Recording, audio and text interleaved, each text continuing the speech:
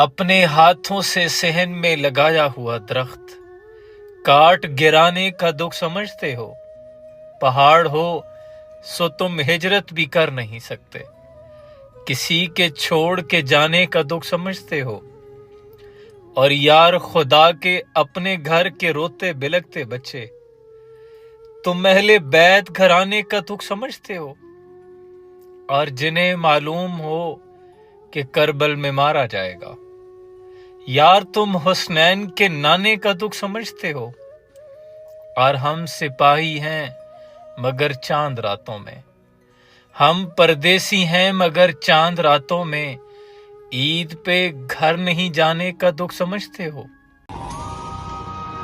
وہ بھی ملتا جو گلے سے تو خوشی عید کی تھی، کوئی رہ رہ کے نصیر آج بہت یاد آیا۔